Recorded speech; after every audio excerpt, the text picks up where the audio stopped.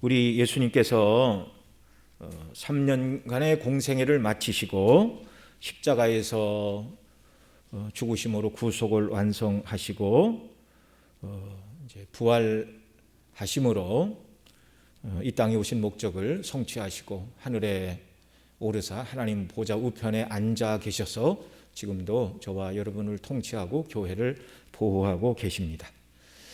그런데 왜 예수님의 이 땅에 오셔서 공생애를 시작하시고 십자가에 달리시기까지 그 기간이 3년이 필요했을까? 우리가 그 생각을 한번 해볼 필요가 있습니다. 여러분, 세례를 받으시고 공생애를 시작하신 후 얼마 되지 않아서 내가 너희의 죄를 위하여 십자가에 못 박혀 죽는 것이다, 그렇게 말씀하시고 죽으시고 부활하셔서 구속을 완성하셔도 저와 여러분이 그 예수님을 믿음으로 죄사함을 받고 구원받는 데는 아무런 지장이 없습니다.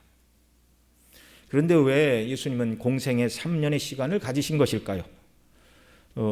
이렇게 말씀하는 분도 있을 수 있을 것입니다. 병자를 고치고 귀신을 쫓아내시고 이적을 행하심으로 예수님께서 자신이 메시아임을 드러내야 하셨기에 공생애가 필요했다. 그렇죠. 그러나 그런 이유라면 꼭 3년이 아니어도 상관이 없습니다. 그러면 천국 복음을 전파하시기 위해 충분한 시간이 필요하셨기 때문이다. 옳습니다. 그러나 그것이 이유라 하더라도 꼭 3년의 시간이 필요했던 것은 아닙니다. 어떤 분들은 당시 유대인들이 회당에서 모여서 예배를 드렸죠. 그리고 회당 예배 중에 하나가 이제 구약 모세오경을 읽는 것입니다. 모세오경, 창세기, 출애굽기, 레위기, 민수기, 신명기까지를 모세오경이라고 하는데 그들은 그것을 토라라고 불렀어요. 그런데 이 토라를 회당에서 이렇게 전체를 다 읽는데 걸리는 시간이 한 3년 걸린다, 이렇게 말하는 분들이 있습니다. 그래서 창세기부터 신명기까지 1년 52주 3년이니까 한 156회 정도 되겠죠. 156회 분량으로 이렇게 모세오경을 156단락으로 나눠 놓고 그렇게 안식일마다 모세오경을 다 읽으면 3년의 시간이 필요했다, 이렇게 말씀하시는 분들도 있어요. 그래서 모세오경을 3년이면 다 읽을 수 있도록 그렇게 단락을 구분지어 놓은 것을 유대인들은 시드라라고 이렇게 불렀습니다. 그러니까 회당마다 시드라로 이제 구분된 그 율법, 창세기부터 신명기까지 쭉 한번 읽기 시작하면 3년이 걸렸다, 그 말이죠. 그래서 어떤 분들은 매 주일 이 시드라를 읽으면서 예수님이 율법을 가르치시려면 3년의 공생애가 필요하지 않았을까? 이건 어디까지나 추정이죠. 그러나 꼭 그런 것은 아닙니다. 왜냐하면 모세오경 그 토라를 3년 주기로 단락을 지어서 읽은 시드라만 있었던 것이 아니라 1년이면 전체를 일독할 수 있도록 단락을 나누어 놓은 파라시아라는 구분법도 있습니다. 그러니까 어떤 회당에서는 시드라를 가지고 3년에 한 번 모세오경을 다 읽었고, 어떤 회당에서는 이 파라시아라는 구분 방법을 가지고 1년에 한 차례 모세오경을 다 읽기도 했다, 그 말이죠. 그러나 예수님은 제자들이 일주일에 한 번씩 안식일에만 만나신 것이 아닙니다. 제자들을 부르시고 3년 동안, 어떤 학자들은 한 3년 반 정도 된다, 이렇게 기간을 추정을 하는데요.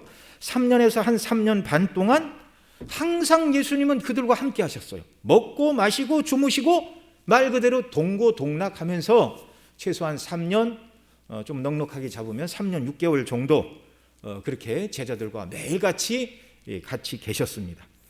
그러니 율법을 3년에 일독하면서 성경을 가르칠 시간이 필요했다. 일주일에 한 번 만나면 그럴 수도 있겠죠. 그러니 예수님이 매일같이 제자들과 만나셨고 매일같이 말씀을 가르치셨고 또 그들에게 율법을 가르치시는 이런 일들을 했는데요. 그러니까 성경을 일독하기 위해서 3년이 필요했다라는 것은 전혀 설득력이 없는 말입니다. 자, 그러면 왜 예수님은 공생의 기간에 3년을 제자들과 함께 보내신 다음에, 천국 복음을 보내신 다음에, 그리고 구속을 완성하시고 보좌 우편에 승천하신 것입니까?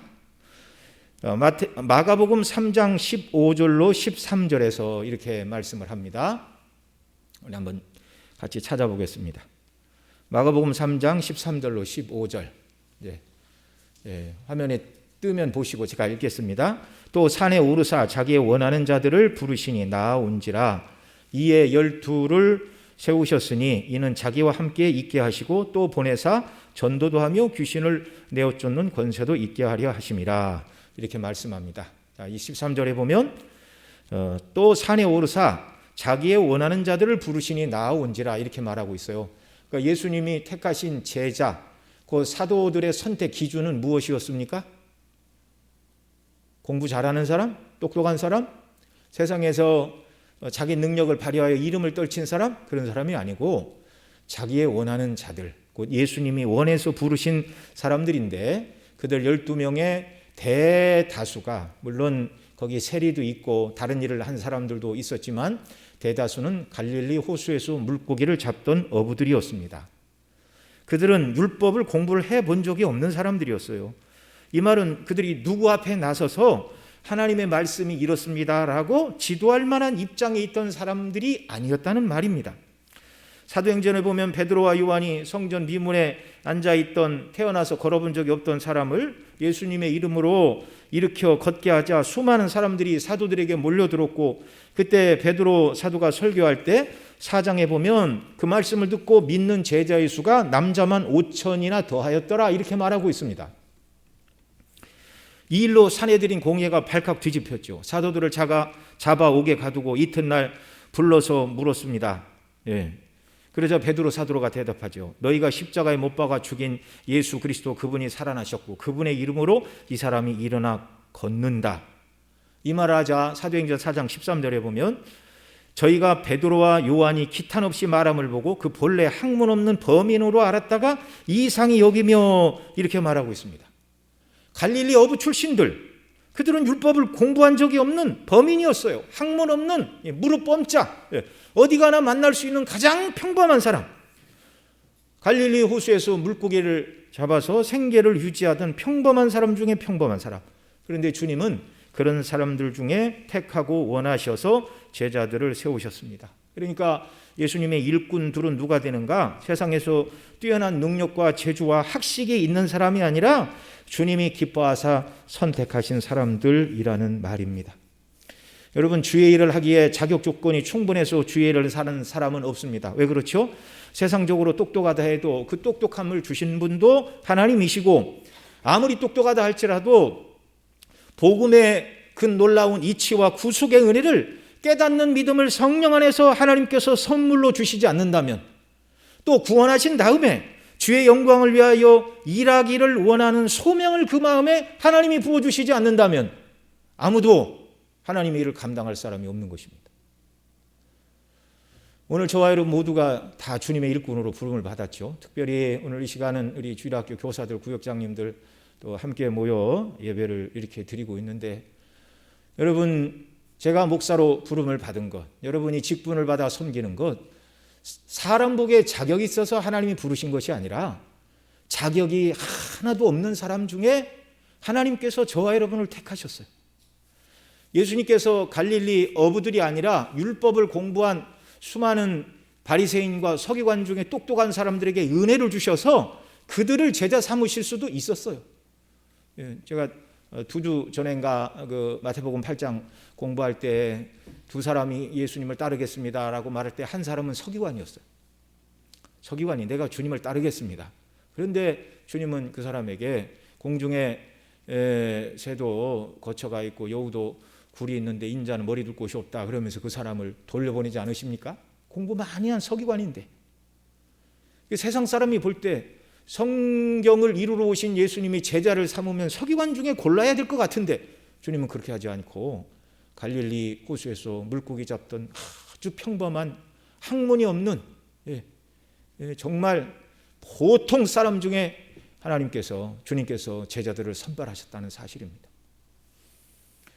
자격이 있어서 주님의 일을 하는 사람이었고, 주님이 은혜로 구원하여 주시고 기뻐하시사 저와 여러분을 주의 일꾼으로 부르신 것에 대한 감사와 기쁨이 우리 심령에 넘쳐나기를 바랍니다. 이게 일꾼이 가져야 될 기본적인 자세예요. 내가 힘이 있고 능력이 있고 똑똑해서 나를 부르신 것이 아니라 주님이 기뻐하사 주님이 원하사 자격이 없는 나를 부르셨구나. 이런 마음으로부터 출발할 때 주님이 우리에게 맡기신 일들을 믿음으로 잘 감당하게 되는 줄로 믿습니다. 자, 왜 3년의 기간이 필요했는가? 그 말씀을 지금 드리고 있는데요. 이에 12를 세우셨으니 14절 보면 마가복음 4장 14절 이는 자기와 함께 있게 하시고, 이게 먼저입니다. 예수님이 12명의 그 제자들을 불러 어떻게 하셨다고요? 이는 자기와 함께 있게 하시고, 먼저 제자들을 불러 무슨 일을 하라고 하신 게 아니에요. 예수님이 자기와 함께 있게 하시고 그 다음에 가르치시고 훈련하시고 그렇게 한 다음에 보내사 전도도 하며 귀신을 내어 쫓는 권세도 주셨다, 이렇게 말하고 있죠. 예수님께서 부르신 자격이 없는 그들을 예수님은 자기와 함께 있게 하심으로 말미암아 예수님의 제자가 되는 자격을 구비하도록 천국의 일꾼으로 세우시는 방식이 바로 예수님이 그들과 함께 동고동락하시면서 제자로 세우시는 과정이었습니다. 하나님의 아들이시고 참 사람이신 예수님께서 그들을 옆에 두시고 성경을 가르치시고 하나님의 뜻을 드러내시고 구속을 완성하시고 모든 일의 증인과 예수님이 승천하신 후 그들이 복음의 증인이 되어 하나님의 교회를 세우고 복음을 증거하고 성경을 기록하는 특별한 그런 사도의 직분을 감당하도록 훈련시키고 준비시키시는데 필요한 기간이 3년이었다, 그 말입니다. 자, 예수님의 공생의 기간이 3년이어야 되는 이유가 뭐라고요? 제자들을 예수님이 승천하신 다음에 주님의 일꾼이 되어 교회를 세우고 성경을 쓰고 온전히 주님 맡기신 일에 충성을 다하는 일꾼들로 만드시기 위하여 주님은 공생의 3년을 복음을 증거하시고 구속을 완성하시는 그 일을 이루시면서 동시에 그 물고기 잡던 갈릴리 호수에서 물고기 잡던 그들을 그리스도의 사도로 세우시는 기간이 3년은 있어야 했다, 그 말입니다.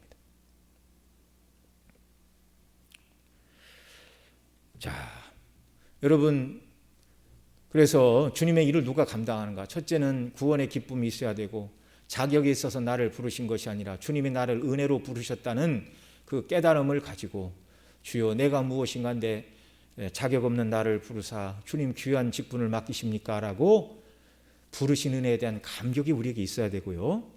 그 다음에 또 일꾼은 예수님은 제자들을 3년간 동고동락하며 가르치셨듯이 우리가 날마다 주와 함께하는 훈련을 해야 주님의 일꾼이 될 수 있다라는 그 말입니다. 그 말은 뭐죠? 우리가 어떻게 매일같이 주님과 함께 할 수 있습니까? 매일같이 성경 읽고 기도하고 주님과 교제하고 묵상하는 것입니다. 집이 가까우신 분들은 새벽에 교회로 오셔도 좋고, 집이 먼신 분들은 우리 새벽 예배가 온라인으로 다 중계가 되니까 6시에 깨어서 늘 같이 온라인으로 예배 드리고 기도하고 이렇게 하는 일들이 매우 필요한 것이죠. 하나님의 말씀과 은혜에 늘 우리가 접촉해야 돼요. 그래야 하나님이 이 모든 일을 감당할 힘과 은혜와 능력을 저와 여러분 모두에게 부어 주시는 줄 믿습니다. 자, 오늘 말씀은 주님의 제자 곧 천국의 일꾼된 자들에게 어떤 자세로 주님께서 맡기신 일을 감당해야 할지를 말씀해 주시는 내용인데요. 예수님의 제자들, 참된 천국의 일꾼들은 당시 종교 지도자들과는 달라였습니다. 당시 유대교의 지도자들은 누구였죠? 바리새인과 서기관들. 이들은 예수님에게 여러 번 책망을 당해야 됐습니다. 누가복음 11장, 지금 우리가 누가복음 17장을 보는데 같은 누가복음 앞에 11장 39절, 43절, 46절에 이렇게 말합니다. 주께서 이르시되 너희 바리새인들은 지금 잔과 대접의 것은 깨끗치 않아 너희 속인즉 탐욕과 악독이 가득하도다. 외식하는 자들이라 그 말이에요. 겉으로는 죄가 없고 깨끗한 척하지만 너희 속은 탐욕과 악독이 가득하다. 외식하는 자는 절대로 천국의 일꾼이 될 수 없다는 것입니다. 그 다음 43절에서 화 있을진저 너희 바리새인이여 너희가 회당의 높은 자리와 시장에서 문안받는 것을 기뻐하도다. 역시 대접받기를 좋아하는 이들의 태도를 말하죠. 그 다음 누가복음 11장 46절에서 가라사대 화 있을진저 또 너희 율법사요, 이건 서기관을 말합니다. 지기 어려운 짐을 사람에게 지우고 너희는 한 손가락도 이 짐에 대지 않는다.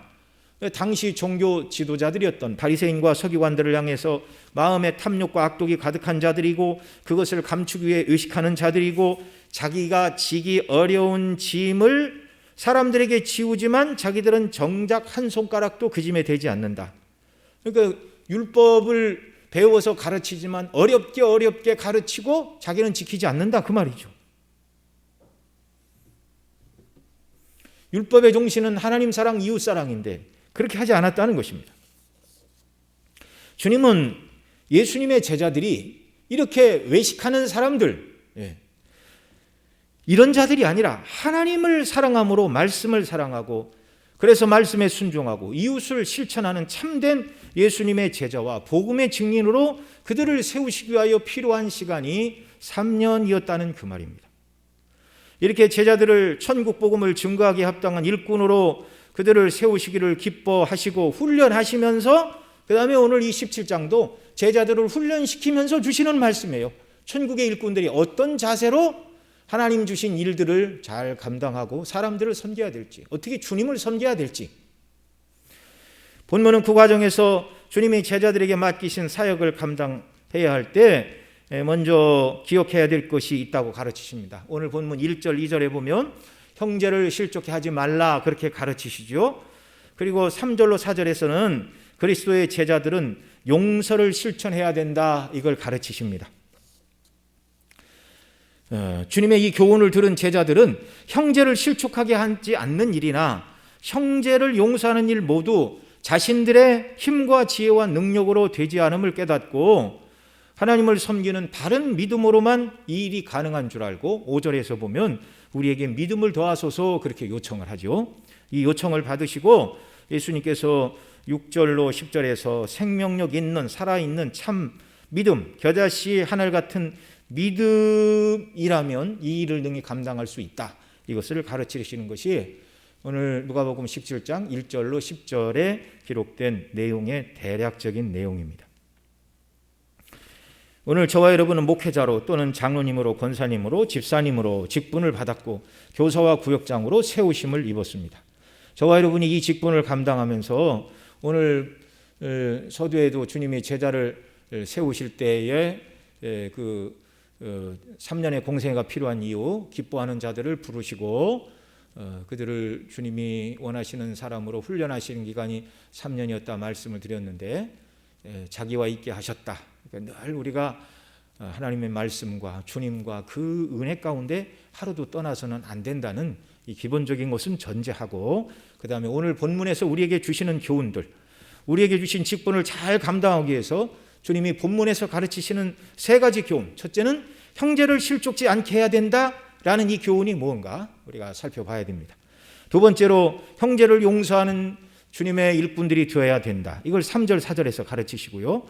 그러기 위해서 겨자씨 한 알 같지만 작지만 생명력 있는 이 참 믿음을 사용하는 자들이 되라고 주님이 6절로 10절에서 가르쳐 주시고 있습니다. 자, 그러면 이제 첫 번째 문제인 1절로 2절에서 말씀하시는 형제를 실족지 않게 하는 것이 무엇인가 보겠습니다. 자, 1절 2절 한 번 더 읽습니다. 시작. 예수께서 제자들에게 이르시되 실족하게 하는 이것이 없을 수는 없으나 있게 하는 자에게는 화로다. 저가 이 작은 자 중 하나를 실족해 할진대 차라리 연자맷돌을 그 목에 매이우고 바다에 던지우는 것이 나으니라. 여기 실족해 한다라는 말은 스칸달라라는 헬라어인데요, 다른 사람을 해롭게 할 수 있는 빌미가 될 수 있는 행동들, 이것을 실족이라는 말로 설명을 해주고 있습니다.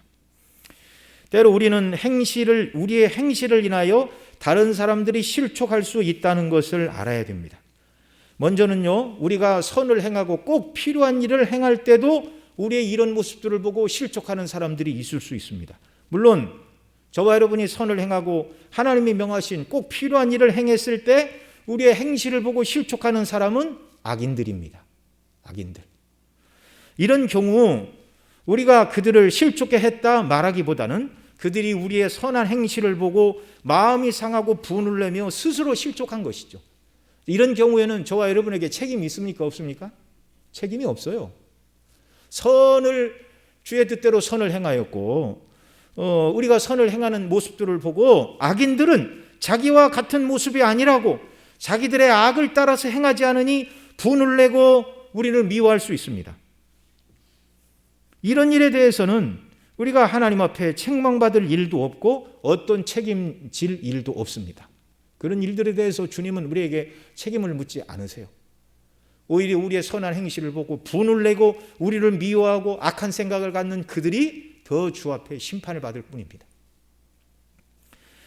자, 그러면 우리의 어떤 일들이 여기 1절에 여기 2절에서 말하는 이 작은 자는 연약한 사람을 말하죠.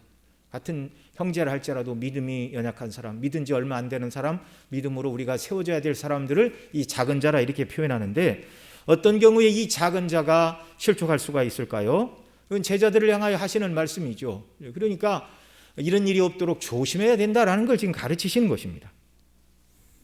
자,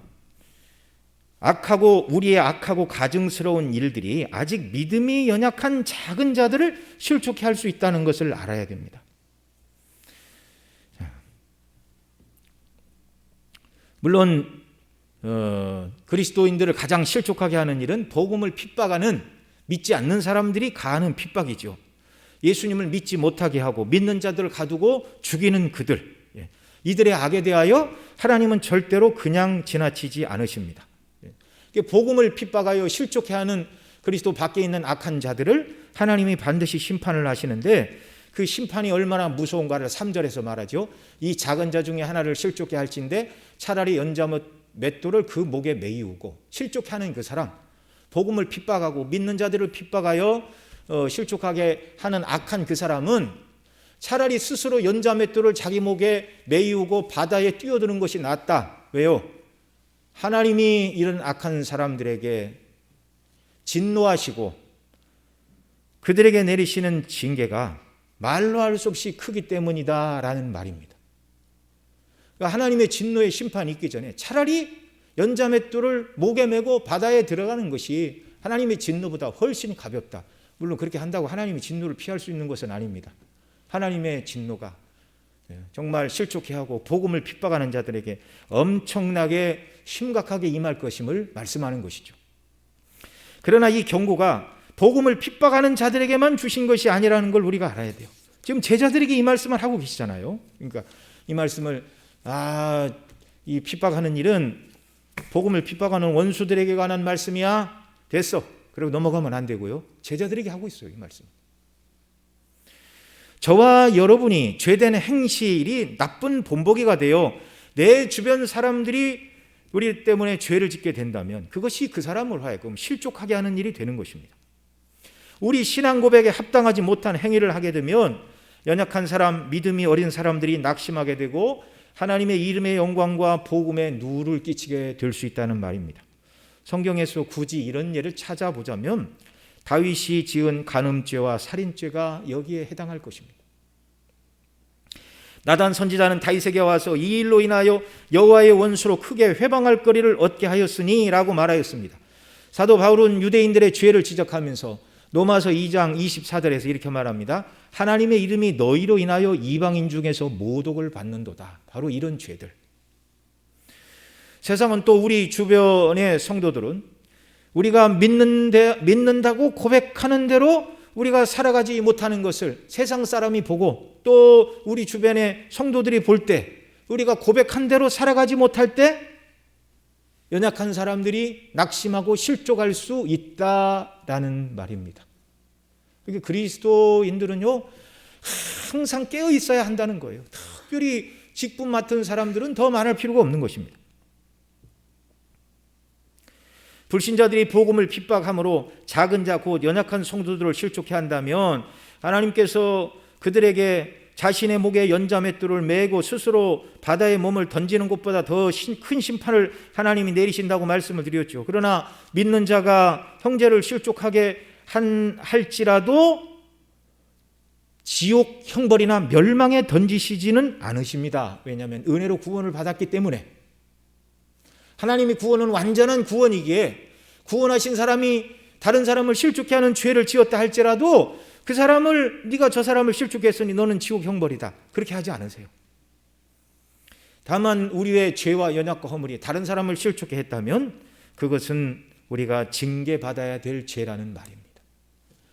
우리가 다른 사람을 실족하게 한다면 반드시 하나님의 징계가 뒤따른다는 사실을 우리가 기억해야 됩니다. 그러니 우리가 죄를 지어서 사람을 낙심케 하고 실족해 하는 일이 있어서는 안 되겠는데요, 징계가 두려워서가 아니라 그것은 주의 뜻이 아니고 저와 여러분을 부르시고 구원하시고 특별히 주께서 일꾼으로 세우신 목적은 그들을 세우라는 적극적인 일을 감당하라고 귀한 직분을 주셨기 때문에 그렇습니다. 그러니 소극적으로 사람을 실족하게 안 하면 되지, 그 정도가 아니라 저와 여러분의 사명은 더 나아가 적극적으로 연약한 사람들을 세워야 됩니다. 구역장들은 구역원들을, 주일학교 교사들은 주일학교 어린 심령들을 하나님의 말씀 안에서 잘 세우고 믿음으로 견고히 서도록 기도하고 도와주는 그런 역할을 우리가 잘 감당해야 하는 것이죠. 주님이 주신 은혜와 사랑에 붙들려 기쁨과 능력으로 이 모든 일들을 잘 감당하시는 저와 여러분 모두가 되어야 하겠습니다. 자, 그러나 실족하게 하는 일과 관련해서 우리가 주의해야 될 일이 또 있는데요, 우리가 행하는 일이 죄가 되지 않는 일임에도 불구하고, 그래서 하나님의 명령을 어긴 것도 아니고 하라고 하신 것을 안 한 것도 아니고 또 하지 말라고 금지하신 것을 어긴 것도 아닌데, 그것이 하나님의 말씀을 통해서 보면 죄라고 규정한 것이 아님에도 불구하고 다른 사람을 낙심하게 할 수 있는 일들이 있다라는 것을 기억하며 살아야 됩니다. 그게 뭐죠? 예를 들자면 고린도 교회에 그런 일이 있었죠. 고기를 먹는 문제가 그것이었습니다. 우상은 아무것도 아니요 실체가 없는 것이니 하나님께서 주신 모든 것을 감사함으로 먹을 수 있다는 이런 지식이 있는 사람, 이게 온전한 사람의 지식입니다.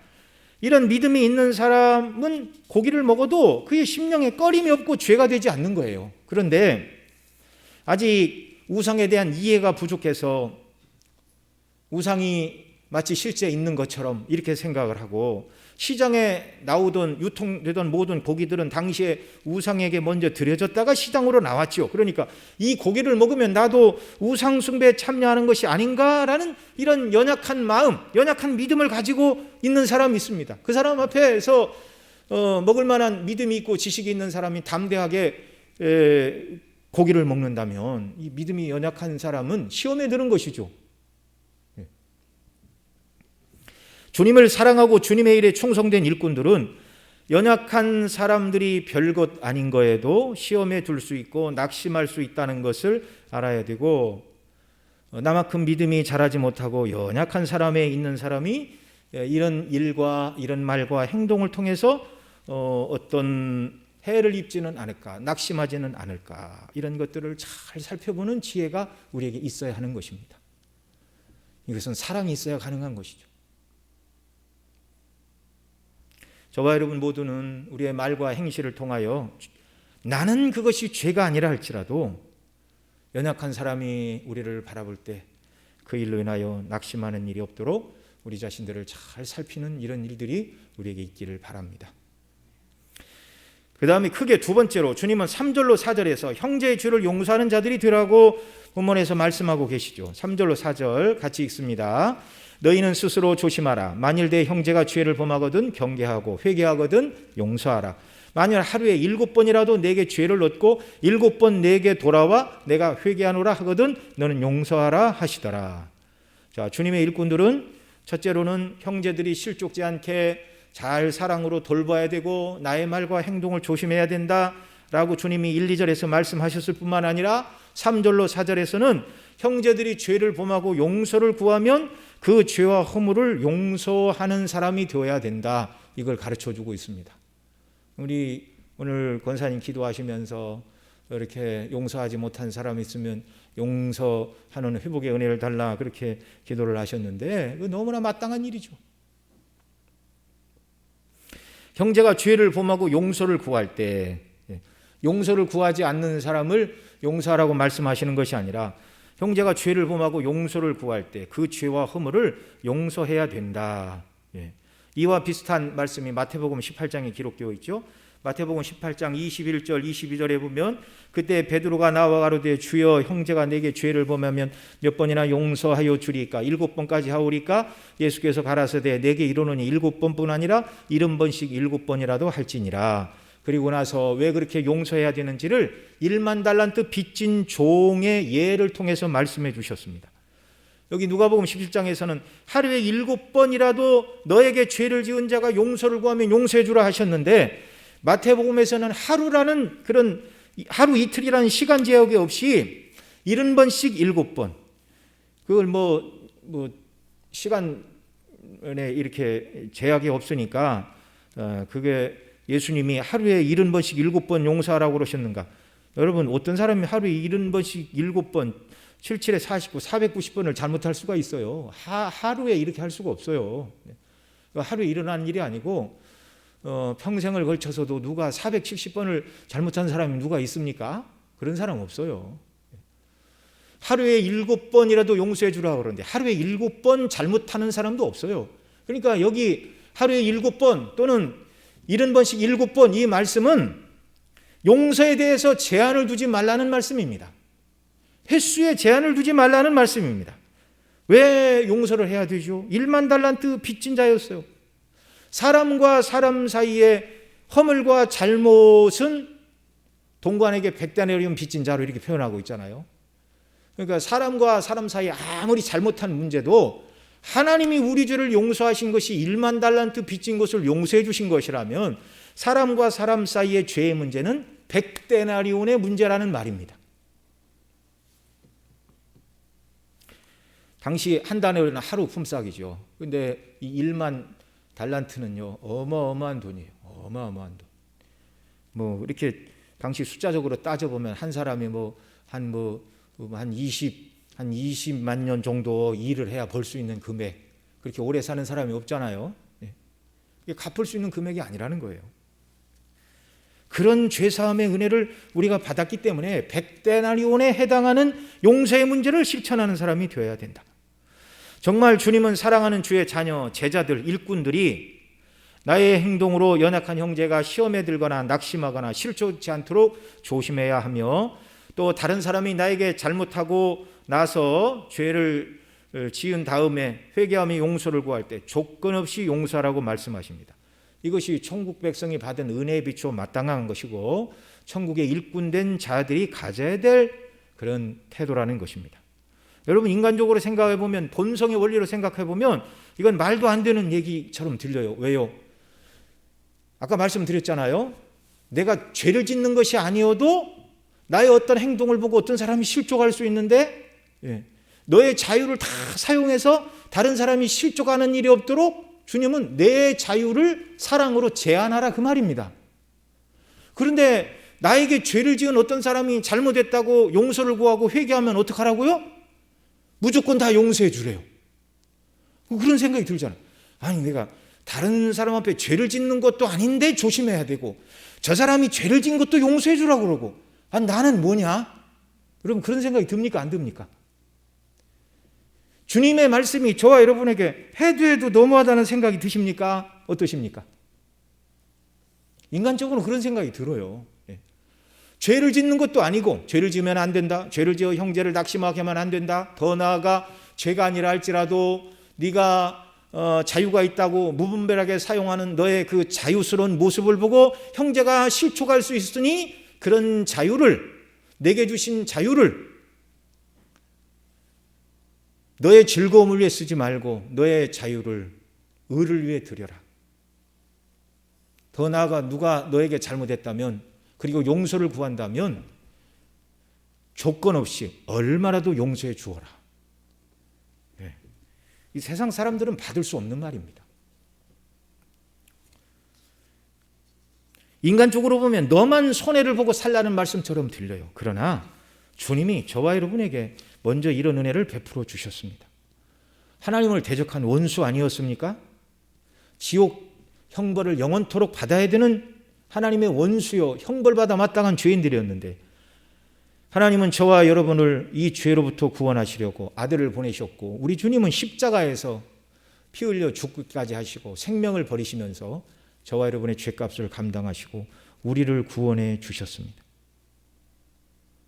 그러니까 그 주님의 우리에게 베풀어 주신 사랑에 비추어 보면 주님이 우리에게 무엇을 요구하신다 할지라도 너무 버겁네요. 예를 들어서 주님이 우리에게 10,000원을 주시고 시장에 가서 10만 원어치 물건을 사와라 그러면 그건 부당합니다 이렇게 말할 수 있지만, 무한대 금액의 수표를 주시고 주님이 우리에게 필요한 생활비만큼 써라 그렇게 말씀하시는 것과 똑같은 거예요. 여러분, 여기 용서라는 말의 핵심은 좀 설명을 드리자면, 우리가 재산상의 손해를 당했을 때 가해자의 경제력의 범위 내에서 배상을 받아내지 말라, 그것을 금하는 말씀은 아닙니다. 예. 어떤 사람이 나에게 잘못하고 재산상의 해를 끼쳤으면 그 사람이 갚을 능력이 있으면 당연히 갚아야 되고 당연히 받아야 되죠. 용서하라는 말은 누가 나에게 해를 끼쳤어도 해를 끼친 것에 대해서 배상을 청구하지 말라 그런 말씀이 아니고, 여기 용서하라는 말씀의 핵심은요, 어떤 종류의 해를 끼친 자라도 회개하고 용서를 구하면 보복하고자 하는 마음을 품지 말고 복수하지 말라는 말씀입니다. 그러나 여러분, 하루에 7번씩 나에게 죄 지은 사람을 용서하는 것은 절대로 쉬운 일이 아닙니다.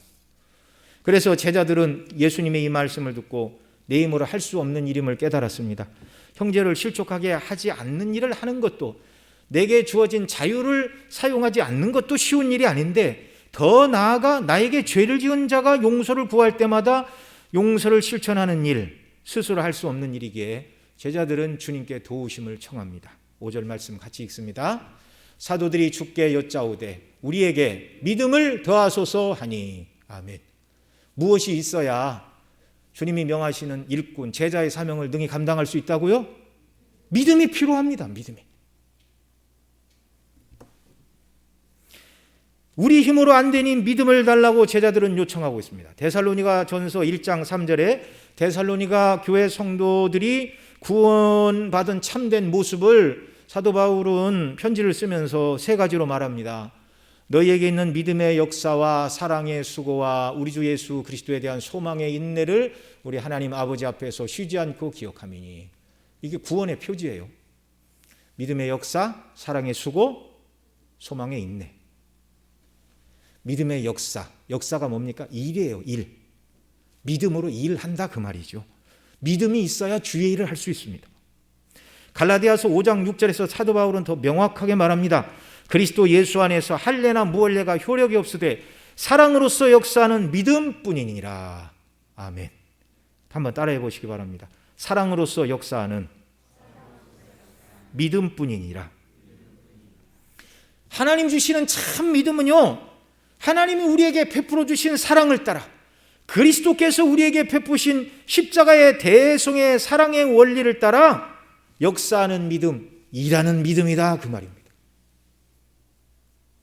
하나님께서 나를 사랑하심을 깨닫고 믿게 될 때, 그래서 내가 하나님을 사랑하고 그리스도를 사랑하는 믿음으로 저와 여러분의 심령이 충만하게 될 때, 사랑 안에서 나의 자유를 제한하여 형제를 실족하지 않게 할 수 있고, 또 나에게 죄를 지은 형제를 용서할 수도 있다는 말입니다.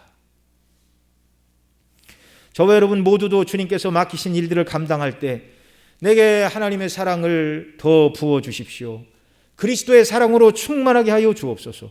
그 사랑을 따라서 형제를 실족하지 않고 잘 살피고 돌보게 하여 주옵시고, 형제의 허물과 죄를 짓고 나에게 용서를 구할 때 기꺼이 용서의 삶을 실천하는 은혜를 달라고 기도하며 저와 여러분 모두에게 맡겨진 직분을 잘 감당해야 할 줄로 믿습니다.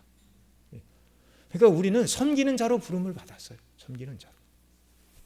특히 이렇게 시대가 갑작스럽게 변해가지고 나이를 이렇게 드신 분들과 젊은 사람들 세대 사이에는요, 가치관이 완전히 달라진 시대를 우리가 함께 살고 있다는 걸 알아야 됩니다.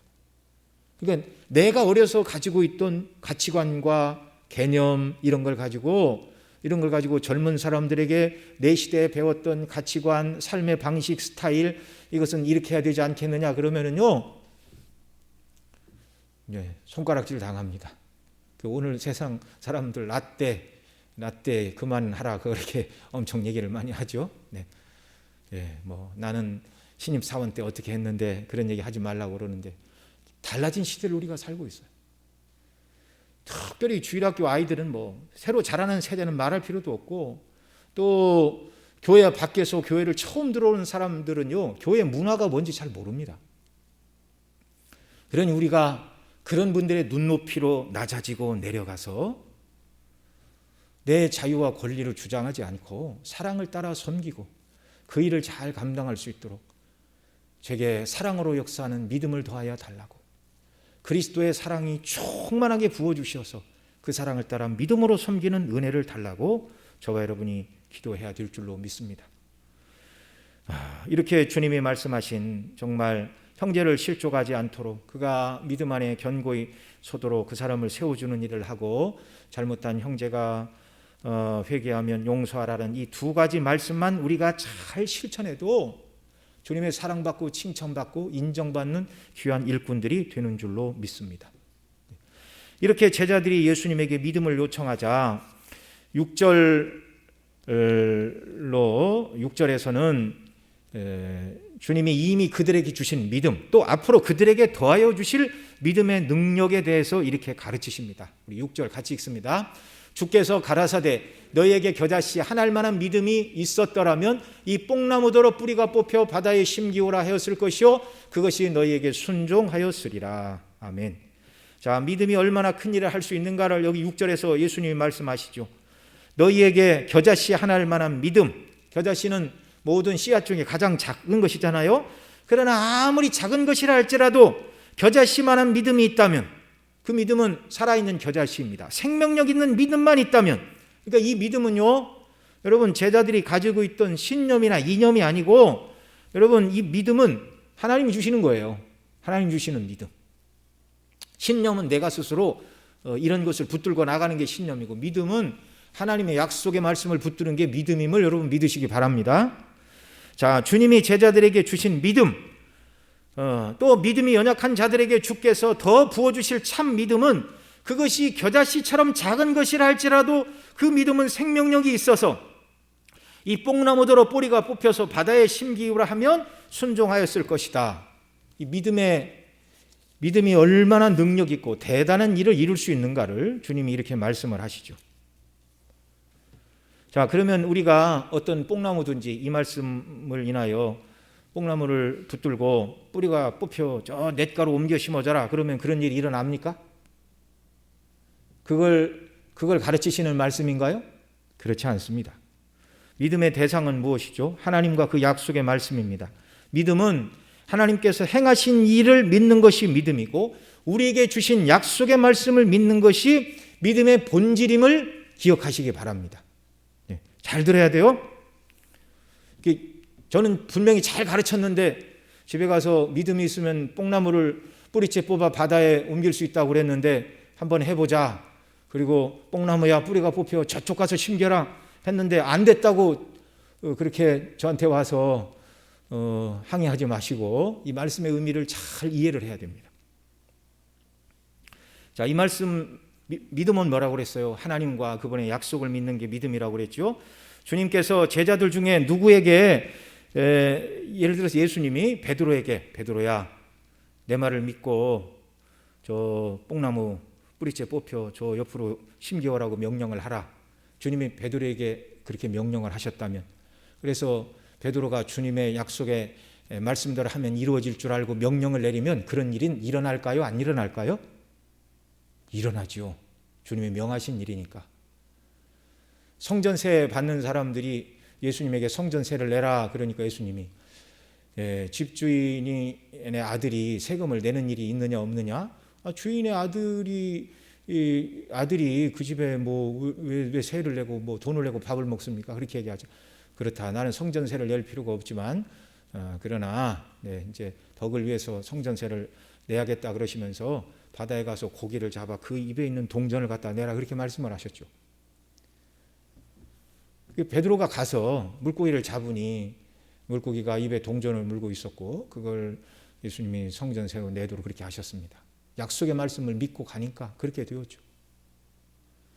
밤새 갈릴리 호수에서 물고기를 잡은 것이 없지만 주님이 깊은 곳에 가서 그물을 내려라 말씀하시자 베드로 생각에는 그 바다에서 잔뼈가 굵은 사람 아니에요? 예수님은 바다에서 그물 깃는 일을 해본 적이 없는 목수 출신 아닙니까? 그런데 주의 말씀에 의지하여 그물을 내리리다 라고 약속의 말씀대로 그물을 내리자 그물이 찢어지고 2배에 가득 실을 만큼 엄청난 고기를 잡게 되는 것입니다. 믿음은 하나님과 그 약속의 말씀을 믿는 것이 믿음입니다. 주님께서 오늘 저와 여러분 개개인에게 뽕나무를 뿌리채 뽑아서 바다에 심기우라 명령을 내리라 그런 말씀을 하셨다면 우리가 그 말씀대로 하면 이루어지죠. 그러나 주님은 우리 개개인들에게 그런 이적을 행하라고 말씀하시지 않습니다. 다만 저와 여러분 모두에게는 우리가 실천해야 될 명령을 주셨습니다. 이를테면 로마서 6장 14절에 보면 죄가 너희를 주장하지 못하리니, 그러니까 이 약속의 말씀을 붙들고 주님을 의지하면 저와 여러분이 얼마든지 죄를 이길 수 있다는 겁니까? 이길 수 없다는 겁니까? 이길 수 있다는 거예요. 또 야고보 4장 7절에 보면 마귀를 대적하라 그리하면 너희를 피하리라라고 모든 그리스도인들 모두가 적용할 수 있는 말씀을 주셨어요. 그 약속의 말씀을 붙드는 게 믿음임을 믿으시기 바랍니다. 이런 말씀들을 믿음으로 받고 순종할 때 죄의 유혹을 이기고 마귀를 대적하여 마귀의 유혹에서 벗어나 하나님이 기뻐하시는 성도로 견고히 설 수 있는 것입니다. 이것이 겨자씨만한 주님이 주신 생명력 있는 믿음의 능력입니다. 여러분 지금 이 말씀을 하고 있는 문맥이 뭐예요? 형제를 실족지 않게 하고 나에게 죄를 범한 형제를 용서할 힘이 내게는 없지만 주께서 용서하라고 하셨으니 형제를 사랑하신 그 말씀을 믿음으로 받게 되면 그 믿음 안에서 뽕나무가 뿌리채 뽑혀 바다에 심기우는 것 같은 큰 역사, 곧 불가능해 보이는 일, 형제의 죄를 용서할 수 있고 형제가 실족지 않게 우리 자유를 제한하고 사랑으로 그들을 잘 돌볼 수 있는 믿음, 사랑으로 역사하는 그 믿음, 주님이 주신 믿음을 붙들고 나아갈 때 그런 일이 우리에게 가능하다라는 말씀입니다. 그래서 저와 여러분은 그리스도의 사랑과 하나님의 사랑으로 충만케 하시고 사랑으로 역사하는 믿음을 더하여 달라고 제자들처럼 주께 날마다 기도하고 주님이 맡기신 사명을 감당해야 할 줄로 믿습니다. 주님이 맡기신 일은 믿음으로 감당하는 거예요. 사랑으로 역사하는 믿음으로 감당하는 거예요. 그 믿음은 그리스도의 십자가의 사랑, 아들을 내어주신 하나님의 놀라운 구속과 대속과 은혜의 사랑을 붙들 때 역사하는 믿음을 주께서 더하여 주시는 줄 믿으시기 바랍니다. 그 다음 6절로 10절로 10절에서는 겨자씨만한 믿음을 가진 성도들의 삶의 모습이 어떤 것인가를 주님이 예를 들어 설명해 주고 계십니다. 우리 7절로 10절 말씀 같이 읽습니다. 너희 중에 뉘게 밭을 갈거나 양을 치거나 하는 종이 있어 밭에서 돌아오면 저더러 곧 와 앉아서 먹으라 할 자가 있느냐? 도리어 저더러 내 먹을 것을 예비하고 띠를 띠고 나의 먹고 마시는 동안에 수종 들고 너는 그 후에 먹고 마시라 하지 않겠느냐? 명한 대로 하였다고 종에게 살해하겠느냐? 이와 같이 너희도 명령받은 것을 다 행한 후에 이르기를 우리는 무익한 종이라 우리의 하여야 할 것을 한 것뿐이라 할지니라. 아멘. 여기서 주시는 교훈은 크게 2가지입니다. 참 믿음을 따라서 첫째로 우리는 주께서 명하신 모든 것을 다 행하는 것이 마땅하다. 이게 천국 일꾼들의 영적인 자세여야 한다는 것입니다. 둘째로 우리가 그 모든 일을 행하였을 때 주께서 우리에게 상을 주셔도 그것은 우리가 당연히 받아야 될 이란 품삯이나 빚이 아니라 은혜라는 것입니다. 자, 여기 7절 말씀 보세요. 너희 중에 뉘게 밭을 걸거나 양을 치거나 하는 종이 있어. 이 종은요 노예입니다. 노예. 품꾼하고 이 종하고는 좀 구분을 해야 돼요. 품꾼은 뭐예요? 그날 일을 위해서 품삯을 주고 노동력을 빌려온 사람입니다. 그런 경우에는 저녁에 일을 하고 오면 저녁밥을 그 품꾼이 차립니까? 주인이 차려서 줘야 됩니까? 주인이 차려서 줘야 돼요. 주인이 그 사람을 품꾼으로 고용할 때 그 사람의 그날 일할 품삯과 함께 그 사람이 먹을 식료품까지도 주기로 계약이 된 거예요. 이해가 되시죠? 예. 그러나 여기 말하는 종은 그 사람 전체가 주인의 재산입니다. 그러니까 이 종은요, 권리를 주장할 수 없어요.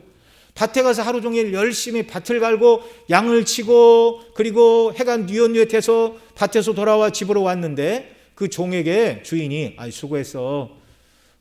종이 나가서 일하는 동안 내가 종을 위해서 열심히 밥상을 차렸네. 맛이 없지만 좀 먹어보게. 그렇게 말할 주인이 있다고요? 없다고요?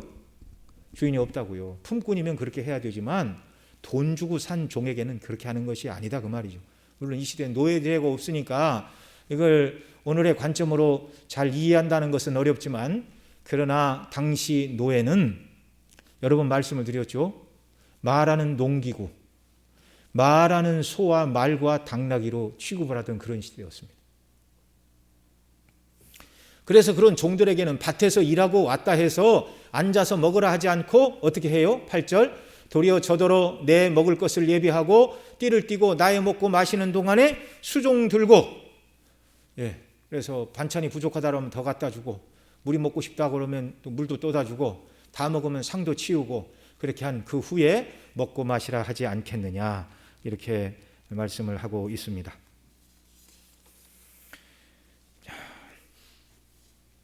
여러분, 이게 너무 과한 말씀이다 이런 생각이 드나요? 이 시대의 노동자와 사용자 그렇게 개념으로 생각해서는 안 되는 것이죠.